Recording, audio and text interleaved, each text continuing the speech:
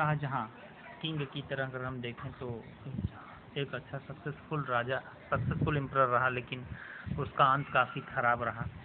अब औरंगजेब की बात कर लेते हैं, जो कि शाहजहां के 4 बेटों में सबसे छोटा था, लेकिन सबसे छोटा नहीं था, तीसरे नंबर का था, लेकिन यह सबसे ज़्यादा कट्टर था। और औरंगजेब को औरंगजेब आलमगीर के नाम से भी जाना जाता है, जिसका मतलब होता है कॉन्करर ऑफ द वर्ल्ड, यानी दुनिया को जीतने वाला।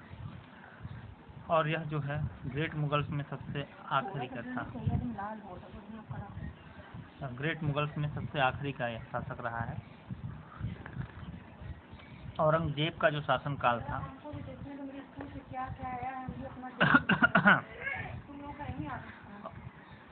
औरंगजेब के शासनकाल को, एक मिनट न्यूज़ पेज लेते हैं।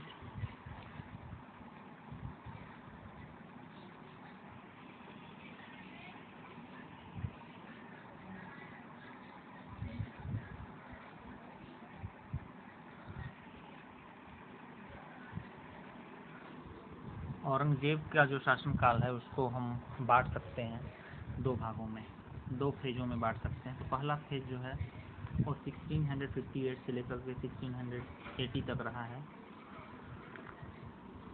22 वर्षों का, जिसे हम नॉर्थ इंडिया का शासन मानते हैं। और फिर पूरा का पूरा ध्यान अपना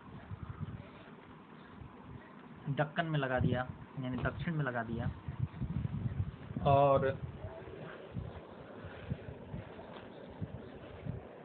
पूरा का पूरा ध्यान इसने अपना दक्षिण में लगाया, और दक्षिण में ही अपना विस्तार करता आगे चला गया। तो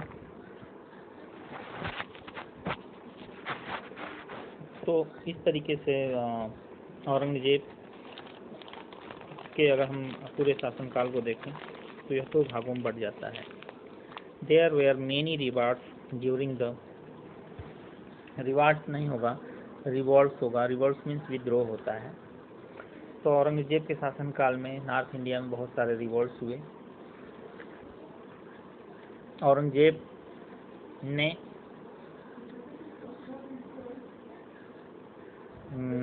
जो टैक्स लगाता था, औरंगजेब द्वारा लगाए गए जो टैक्स थे वह 1/3 हुआ करते थे, यानी हर 3 में से 1 वह लेता था। अब हर 2 में से 1 लेना शुरू कर दिया। उसने उस जाट जो थे आगरा के और मथुरा के जो जाट थे, सतनामी और बुंदेला लोगों ने उसके खिलाफ रिवोल्ट यानी विद्रोह कर दिया। लेकिन उसके खिलाफ सबसे शक्तिशाली विद्रोह राजपूतों का रहा और मराठों का रहा, जिसने उसको हिलाकर रख दिया। अब डेक्कन पॉलिसी के बारे में हम जानेंगे। डेक्कन पॉलिसी है क्या?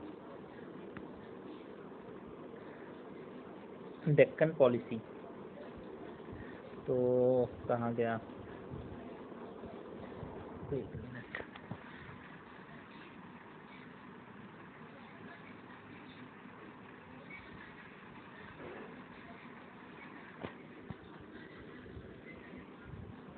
हाँ, डेक्कन पॉलिसी, डेक्कन पॉलिसी की अगर हम बात करें तो औरंगजेब ने अपने 26 वर्ष बिता दिए दक्कन में, और हमेशा कोशिश में लगा रहा कि किस तरीके से मराठों की शक्ति को और ज़्यादा मजबूत किया जाए। औरंगजेब जो है बीजापुर को 1686 में जीत लिया, और 1687 में, ये गलत हो गया है, 1687 में जो है उसने गोलकुंडा को भी जीत लिया। और दोनों ही जगह उसका जो कैपिटल था उससे बहुत ज़्यादा दूरी पे थे।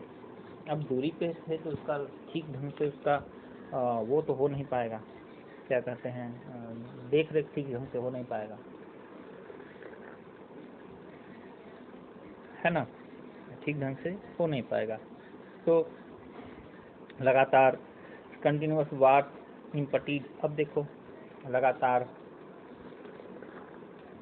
युद्धों में लगे रहने से और एक के बाद एक रिवॉल्ट होने रहने से औरंगजेब को सैनिकों की भी बहुत ज़्यादा नुकसानी झेलनी पड़ी और साथ ही साथ औरंगजेब को बहुत ज़्यादा वो भी देखना पड़ा, क्या कहते हैं, औरंगजेब को बहुत ज़्यादा मुसीबतों का भी सामना करना पड़ा था। तो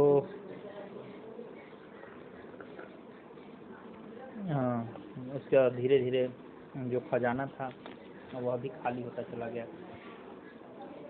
और औरंगजेब यानी यहीं से फिर अगर देखें तो ग्रेट मुगल्स का दौर समाप्त हो गया और मुगल बुरे दिन में आ गए।